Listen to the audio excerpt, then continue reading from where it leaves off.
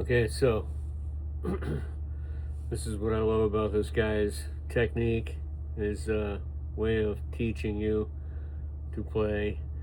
And it's one of the comments he used was, "It's not literal." And yes, these are Walmart cheaters, sorry, but I love the way this guy really explains music. It kind of reminds me of my friend Joe. But let's just listen. And this is about rhythm and technique, I guess. It's going back to a kind of a Grateful Dead tune. It was EP 625. Probably a lot of people did that lesson. Actually, I know a lot of people did. I did myself. I did my own version of it. And that's the beautiful thing about music that you have to remember is music, and it is what you make of it. However good you are, or however, whatever progress you've made or make, it's how much you put into it. I have my own little room here set up where I come down and I practice every day. And I'm old. I don't have a lot of speed, but I keep plugging at it. I love to play the guitar. I always have. But listening to Brian here, we'll get back to this here. It's about the screen if you want to check it out. Last week's lesson was a Jerry Garcia style lead, and so I wrote a jam track that was kind of Grateful Dead-ish. And I thought this would be perfect jam track to use for this demonstration, because the Grateful Dead always has such a cool groove, and their rhythm section is always so strong. And so anyway, we're going to take that jam track and we're going to be playing over that. There's 3 chords we're going to be looking at for this. It's an A, a G, and a D. And those chords just keep looping and repeating. D. And here's the first thing I want you to just pay attention to, and that's the way that I'm playing these chords. So I'm playing my A chord here using the E shape from the Cage system. That's where we bar on the 5th fret. Now, a lot of people, I guess, complain about making bar chords, and that's your bar chord there. That's a A. That's your G. You take the same shape.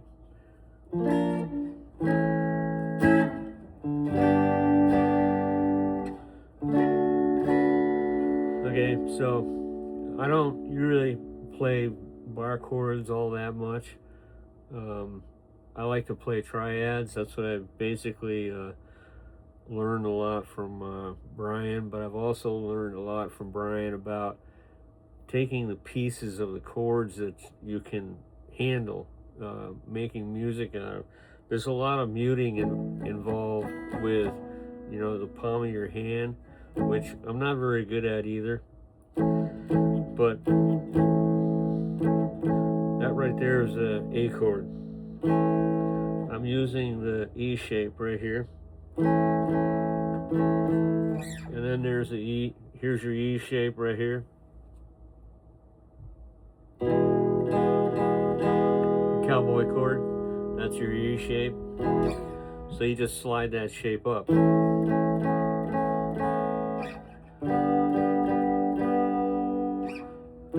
A, G, and then there's your D. That's your D chord there. But you have a triad right here, and it's just three strings, Your D, G, and B string, 7th fret. It's a D chord.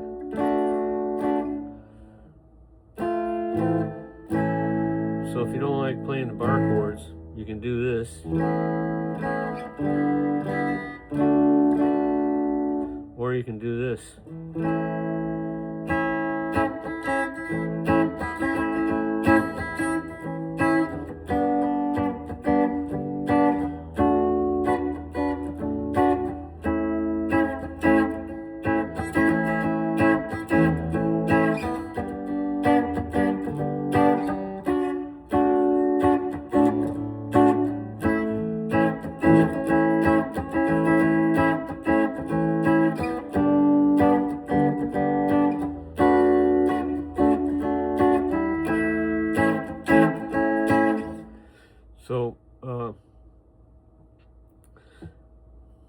like Brian says, take pieces of what it is you can play.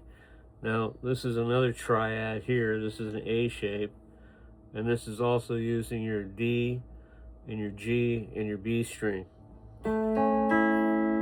That's an A major triad. That's a G triad. Thank you, Brian. I learned all these things from you.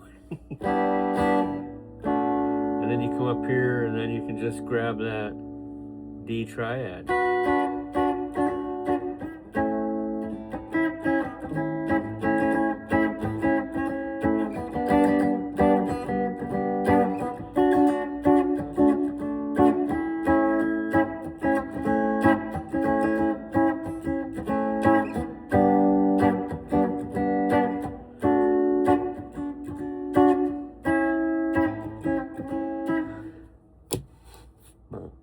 I love this guy's method.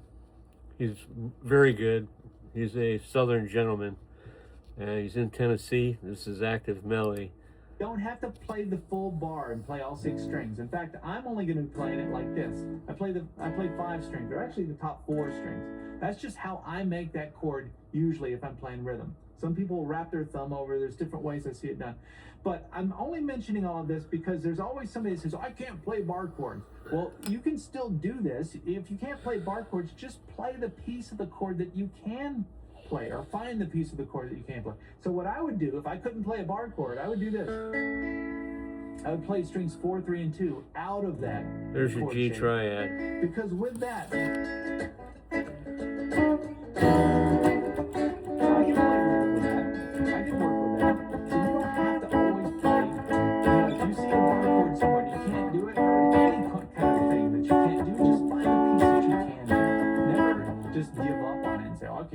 because you don't have, nothing is literal in this, in music. Nothing is literal. I like that. Especially if you're playing along with a jam track, it doesn't matter. This guy has opened up my brain something big time. My whole view on playing this guitar is chord voicings that we're going to start a lot of it's been learned from this guy right here, Brian. The jam track. I want you to hear that, get the cadence of that. Another thing I'd like to point out too here is that something else I learned is you can move a lot of things on your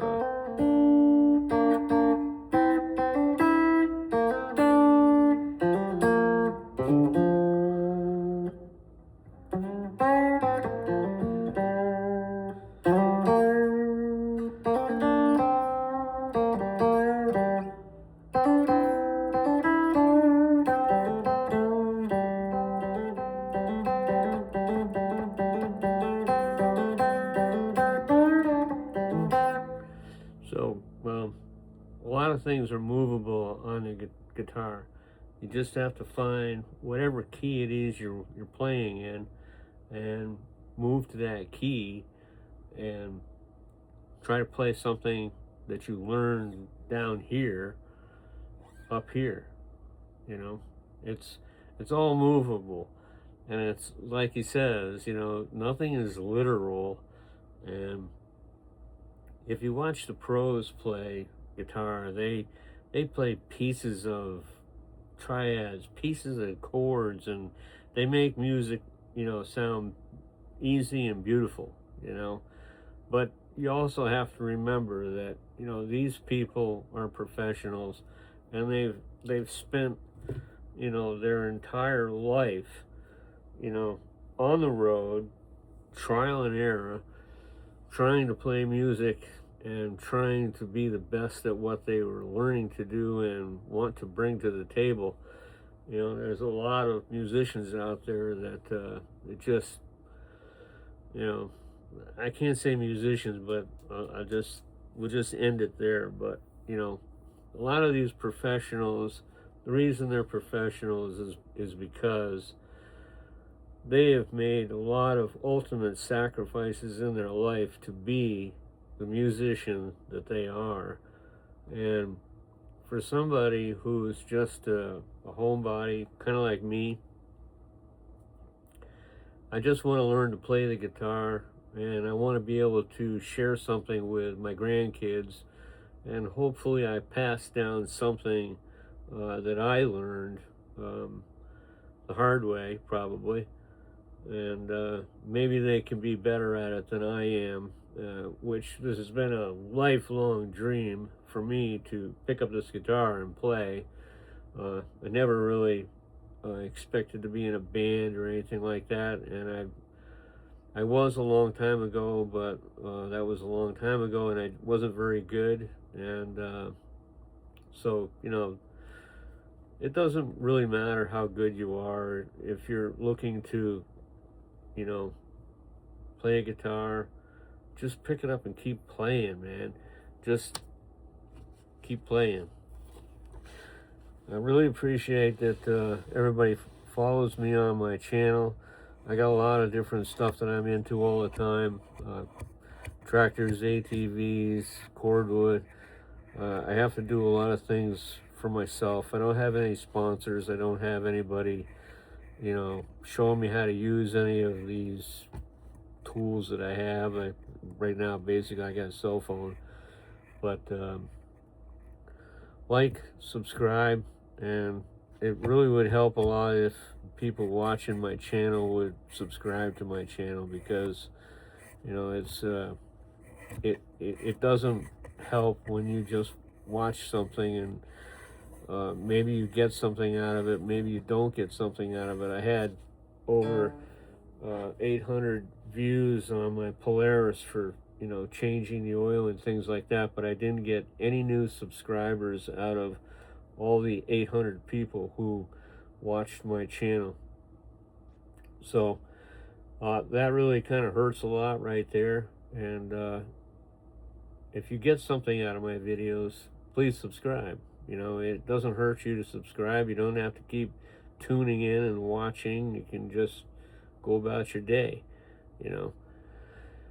But I realize probably some people are using a cell phone, and it may be more difficult to subscribe to these things on your cell phone, or maybe you don't want to clog up your cell phone. I don't know. I'm not a techno whiz. Basically, right here, I'm just talking about this this lesson with active melody. It's just some things that I've always kind of wanted to bring up and talk about myself with music. So I'll let you go with that. Like,